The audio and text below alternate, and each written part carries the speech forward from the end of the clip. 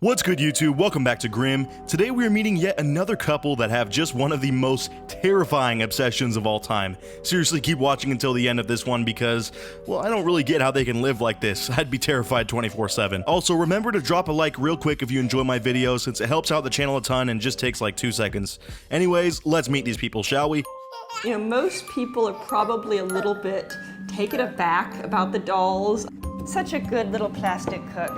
Yeah, I wonder why they're taken back. Look, collecting dolls can be cool and all, I guess, if you're an old lady or something, but when you have 200 of them just sitting around your house and catering to them like they are your kids, people do kind of have the right to be taken back.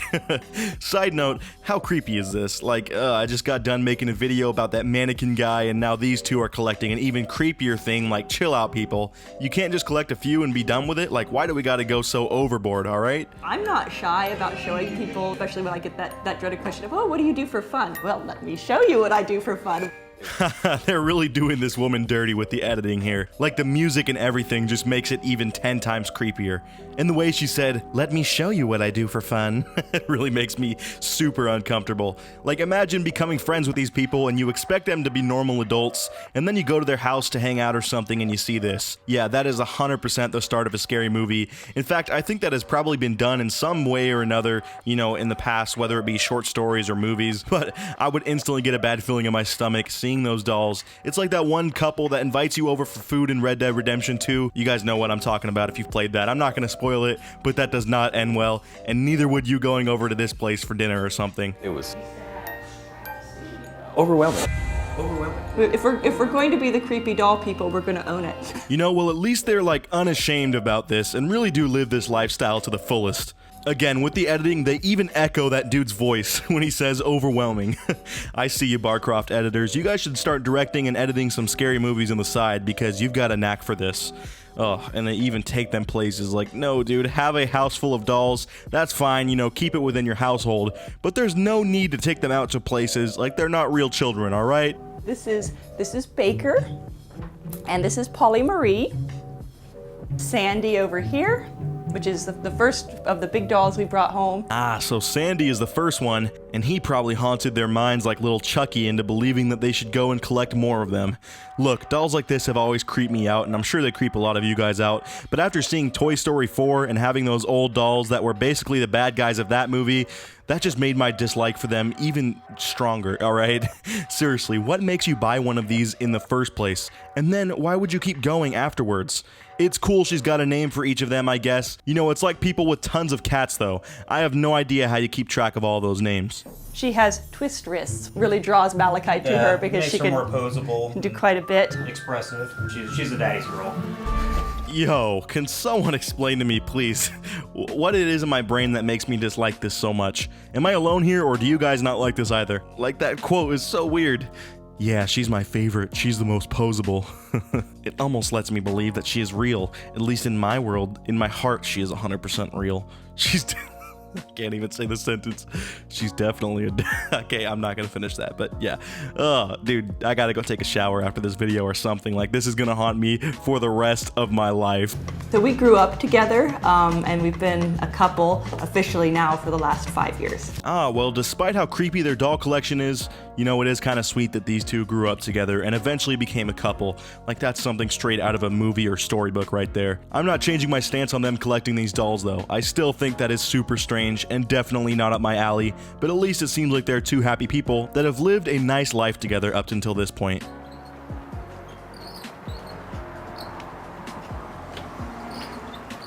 Once you sort of start looking into them and finding more, you're like, ooh, I want that one. Bro, I'm gonna say this again.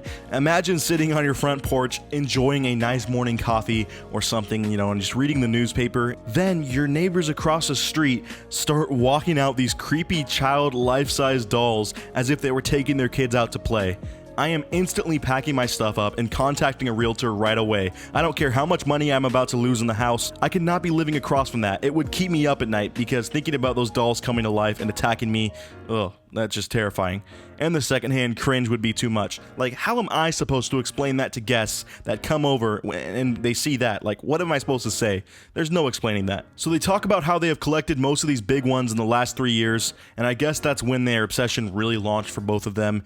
And oh my god, you guys, my worst fear is here. Oh, they're actually loading them up into the car and taking them out to do errands with them. Seriously, they walk the dolls in like they are their kids or something and load them up into a shopping cart and everything. I can't even begin to imagine the amount of odd glances that people give them. That alone would turn me off from this obsession if I had it. Thank God I don't. But I guess that just shows that I care too much about what people think, I guess. That's truly the most admirable thing about these people, though, that I can say, is that they truly do not care at all about what other people think of them. They act in a certain way and carry these dolls around without even thinking about it. Like, this is what they enjoy, so they do it. So props to them for that, for sure. So we have several friends and neighbors that are going to come by. 2 of our friends are very big doll people themselves, so they're very excited to come to our tea party, which is also my birthday. So they're about to have a tea party with the neighbors and friends for her birthday, and I'm really struggling here. Like, if it was my best friend, I guess I'd go there and suffer through that, and you know, the absolute cringe that would be this tea party. But for me, at least, I'm not into collecting dolls, so it would make me very uncomfortable. But if this was like a distant friend that contacted me and said, come over for my birthday for this doll tea party, yeah, I would for sure hit them with the, you know, I already have plans that day, I'm sorry. Have a good birthday celebration though, because you know I'm not about to be appearing to that anytime soon, unless it was a really close friend. But then I think to myself, why would I be close friends with someone that does this anyways?